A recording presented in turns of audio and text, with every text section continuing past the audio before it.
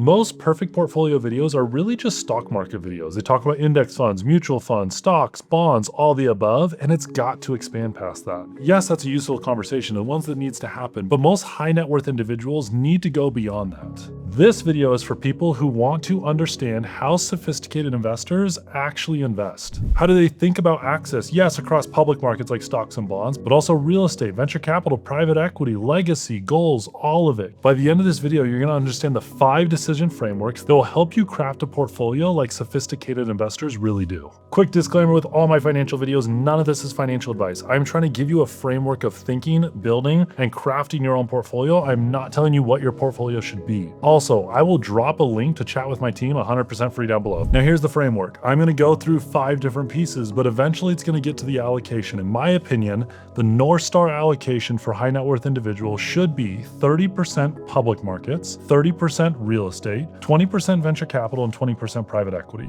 Now it takes a while to get there. You should not be there tomorrow or this year, but understanding the framework that we're gonna talk about will help you get there, help you build the relationships, and help you understand how to mitigate the risk in every one of those. I'm gonna use 3 profiles as examples so that all of you can relate. First, we got Alex, okay? Alex is 28 years old. He's making good money, making $200,000, but he's early in his career. He doesn't really have a net worth built up, but he makes good money and he's trying to create a portfolio from that. Morgan, on the other hand, is a business owner. She's 40 years old. She's absolutely crushing it. She's a $5 or $10 million net worth. She has been doing super well her entire life, but feels like there's a better way to invest because there is, and she wants to understand how to build her portfolio. David, on the other hand, is 65 years old. Maybe he's worth $2 or $3 million, but he has a completely different set of goals as he's building his portfolio. These 5 strategies need to be able to answer all 3 portfolios, and I'm gonna show you exactly how. The number 1 rule is liquidity, and this is the most important and the first one for a reason. Every bit of investing has risk, and you're gonna mitigate that risk through all 5 steps.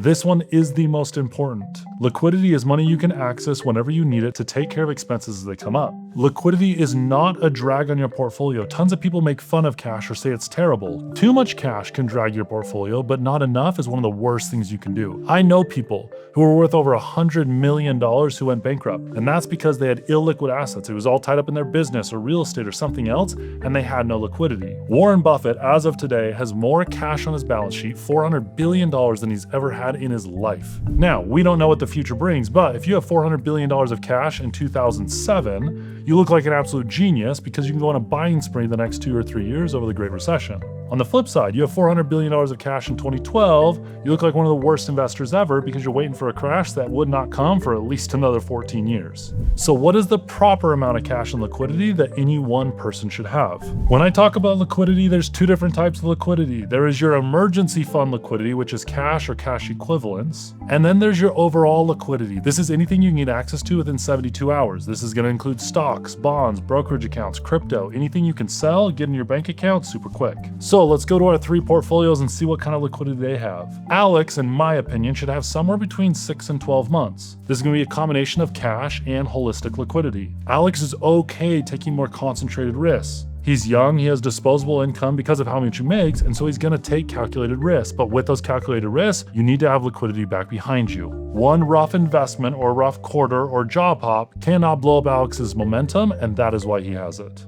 Morgan is gonna have 18 to 24 months. Her goal here is to cover any debt, any obligation, any lifestyle for up to 2 years with no income coming in. She wants the ability to weather the Great Recession, the Great Depression, losing jobs, having anything happen. And so what she's gonna do during her survival number is look at every debt, every mortgage, every investment property, every lifestyle, car payment, credit card payment, everything possible. Assume no money's coming in. Can you cover that for 18 to 24 months? Alex is trying to beat fragility and make sure that she can take calculated risks with the high net worth she has to maximize returns. She's got to have a good cushion behind her to be able to take those risks. David, on the other hand, is in a completely different position. David's biggest risk is having to sell assets during a recession or downtime. David's likely living on his assets, and so I'm going to tell him to have 24 to 36 months in liquid assets, mostly cash or bonds. If the stock market was to dip, David does not want to have to sell his stocks or his real estate or venture capital or private equity at a loss during that recession. He wants enough to weather any storm so that those assets can come back up so he can continue to live on appreciated assets, not depreciated assets.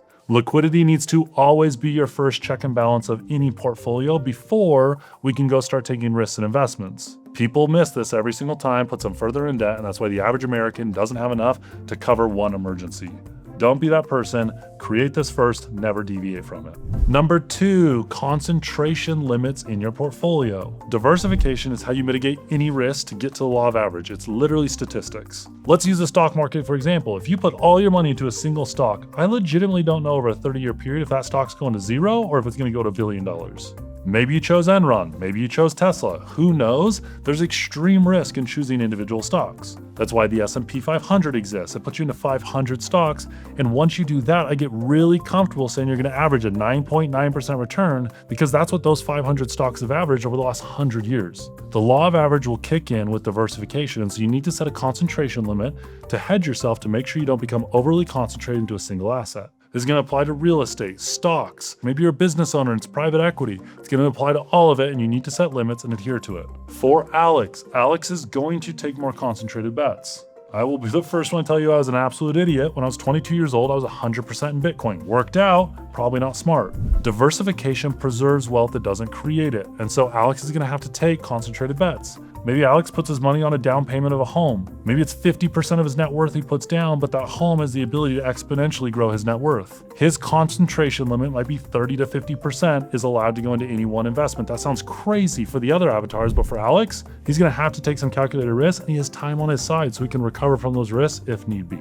Morgan, on the other hand, has $10 million net worth and should not take those gambles. Maybe Morgan has a 10% cap, maybe it's 8 or 6%. If she's extremely convicted in buying another business or making a big bet on a friend's business, maybe she can put 6, 8, 10% of her net worth towards it, but nothing more. The biggest risk she has is being overly concentrated, not diversified enough, and losing her net worth because she took a gamble. She is trying to reach the standard average, go get that 12, 14, 16% return, and sail off into the sunset. David is even more than Morgan. David might have a 2 or 3% cap on concentration limits. He does not have the time horizon to get through a recession. If more than 10% of his income is inside of an asset, it will materially change his inheritance that he plans on giving and the lifestyle he can live now. He needs to diversify as much as he possibly can and put limits to make sure that he sticks to it. Number 1 and 2 are probably the most basic. Next, we're going to number 3, and this is the one that's going to challenge all of you a little bit. You need to have proper allocation targets across a diversified portfolio. Most of you on this call have public markets and real estate, and that's it. You invest in your 401k, your IRA, the S&P 500, a brokerage account. Then you go buy a home or maybe a rental property. But that is the limit of your investing, and it's not enough. In my opinion, every portfolio should be contrived of these 4 asset classes in some exposure. You should have public markets, real estate, private equity, and venture capital. I know these last 2 seem like they're hard to get into and they seem too risky. I promise they're not when you follow all 5 steps. My North Star portfolio is 30, 30, 20, 20. But let's go through the avatars and see what theirs is. Alex is probably going to be real estate and stock market. He will start making calculated bets inside of venture capital and private equity if the right opportunity comes, but right now, he needs to be very calculated in what he's doing. He needs to put some money away into his IRA and 401k and start building that liquidity in the stock market, but also probably taking concentrated bets inside of real estate. That's the easiest low-hanging fruit for most people in Alex's position. Occasionally, if a great venture capital deal or private equity deal comes forward, they can take that gamble, but I would primarily focus on the first 2. Morgan, on the other hand, is going to have a very similar profile to mine, 30, 30, 20, 20. Stocks give you liquidity and consistent returns on a diversified portfolio. Real estate gives you cash flow, tax depreciation, and hard assets. Venture capital gives you asymmetric risk where you can go get 25, 30% average returns across the whole portfolio. And private equity is going to give you cash flow, 15, 20% returns. You diversify that and it's an incredible portfolio for Morgan and one that all high net worth individuals should strive for. David, on the other hand, needs liquidity. David is likely going to be very heavy in bonds and stocks, 40, 50, 60%. Maybe some cash flow in real estate that's pretty low leverage, maybe 10, 20, 30%. Very few venture capital deals because David doesn't want to wait 10 years for a return, and probably some private equity or private credit, another version of it on the debt side, for cash flow. He's diversified, he's focusing on cash, immediate returns, and not hitting the home run trying to smash something out of the park. With all of these allocations, you need to include your IRA and 401ks. I know you don't think you can control them, but you can. It's called a self-directed IRA. We've done countless videos on them. You can put your self-directed IRA in all 4 asset classes we just talked about. Number 4, GP exposure needs to be limited. Now, most people don't even know what GP is. It stands for general partner. When you get into the world of real estate, private equity, and venture capital, GPs come to exist. What this is you are going to appoint a person to help run your investment. If you invest in a private equity or business, the one running that business is the general partner. If you invest in a real estate syndication, meaning you and some buddies go in on a property, maybe you're passive, you're not doing anything, but you appoint one buddy to actually go run the units and turn the tenants and do the rehab and do everything like that, that's your general partner. What you want to stop is you start getting more and more complicated in your portfolio, you can't become too dependent on one person. Knock on wood, we hope no one gets hit on by a bus, but if they do, you need to have a plan. 70% of your net worth is with a single key man, that's extremely risky. All 5 of these steps are about mitigating as much risk as you can so you can optimize your returns. As you start getting into private markets, don't expose yourself to key man risks. No matter how much you like an operator, a buddy, a business owner, whatever it is, diversify like crazy in every aspect, operator included. These are going to actually be pretty similar across the 3 avatars. Alex is going to be the most concentrated simply because he doesn't have the money to diversify. Maybe him and a buddy own a piece of real estate and he's technically 100% exposed to a GP, but he doesn't have other options. Morgan, on the other hand, will probably find 1 or 2 GPs that she really wants to invest in. Once you build that relationship and trust, you don't deviate from it. So maybe she allows 50, 60, 70% of any one asset class, venture capital, private equity, real estate, to be with a GP, but then she forces herself for the other 30 or 40% to go into other GPs. David, on the other hand, is going to be even more. I don't think you should have more than 30 or 40% with any one GP. Once again, mitigate as much risk as you can when liquidity is important. And rule number 5 is your reinvestment strategy. Basically, this is the one that's going to stop you from letting cash burn a hole in your pocket. Depending on where your education limits are right now, making it through this video, hopefully you've had some exposure to private markets. If you haven't, you can schedule the phone call down below with my team to start learning more and how to get access to it. But I have seen it countless times. When someone learns about these strategies, they finally figure out how to get access to venture capital, private equity, real estate, get super excited about the returns they can get, and they chuck all their money, they put all chips in within like a 12-month period. That is not how you should do it. Ease in, ease out. This strategy is going to force you to set limits inside your portfolio of how quick you invest capital. Anytime you get capital, we're going to call this reinvestment. I don't care if it's a bonus. I don't care if it's salary. I don't care if it's an exit from a real estate deal. Anytime money hits your bank account, set a rule for how much of that money has to be there 6, 12, 18 months later. Maybe you say 30% or 50% of my liquid reinvestments have to be here 12 months later.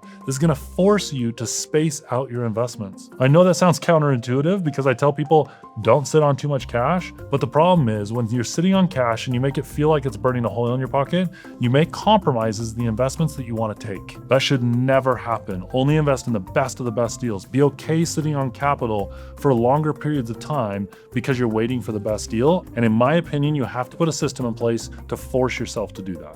Alex is probably going to invest pretty aggressively. Maybe he makes a 3 to 6 month reinvestment policy for 20 to 30% of his money. Morgan, on the other hand, is probably going to have something similar to me. Something between 50 and 70% of all money has to be available 12 months later in liquid, safe investments. For me, I do count the stock market in that, but for you, maybe it's bonds and a high yield savings account. David, on the other hand, is probably going to go even farther. Maybe 60 to 70% of all money that hits his bank account from an exit needs to be deployed into safe assets. The trick here is to set the system so you never deviate from it. There's a famous quote that I love. You do not rise to the level of your goals, you shrink to the level of your system. These 5 things create a system of investing to build a perfect portfolio so that in your weakest moments, when you're FOMOing into investment, when you're with a buddy, when you're doing something with your money, you have checks and balances, you hit every single one of them before you can deploy your money. I'm going to give you one bonus one to end, okay? And that is legacy. So many of us convince ourselves that we want to go work 12-hour days because we're doing it for the people around us, when in reality, the people around us just want more of your time. I'm not telling you to work less. I'm not telling you to invest more. I'm not telling you to do anything with your life, but I am telling you, zoom out and remember why you're making money. Is your goal to die with zero? Is it to give everything to a charity? Is it to live life to its fullest? Is it to give $100 million to your kids? I don't care what it is. But remember why you're trying to do it. And even if an investment checks all 5 of them, but it doesn't check the last one of your legacy and your goals, walk away. Money is meant to bless the lives of other people. So let's bring this all the way back, okay? The perfect portfolio is a personal portfolio. Alex is going to have different liquidity, concentrations, edge, income, diversification, allocation, everything is probably going to be more risky because he has more time to recover from those risks if something was to go awry. He understands that concentration preserves wealth, it doesn't create it, and he's leaning into that strategically and smartly to try to create wealth. Morgan, on the other hand, she has got to build the structure. Does she have the checks and balances inside of her systems to make sure that she does preserve wealth but grow it and is a steward of it? Is she taking the right risks? Is she mitigating the right risk? And is she growing her portfolio as well as she can while mitigating as much risk as she can? David, on the other hand, is a completely different phase of life. He needs to maintain liquidity. He needs to invest for cash flow. He needs to be able to do what he needs to do with his money that he's worked his entire life for. Sit down, write down the 5 rules, create your investment charter, and start making calculated good decisions. The broken blueprint of public markets and real estate will not get you where you want to be. Most people's legacy will never be achieved through those 2. Set up all 5, invest to optimize returns while mitigating risks, and I promise you won't regret it. If you found value in this video, make sure to like and subscribe because we do these videos every single week, and as always, I'll see you on the next one.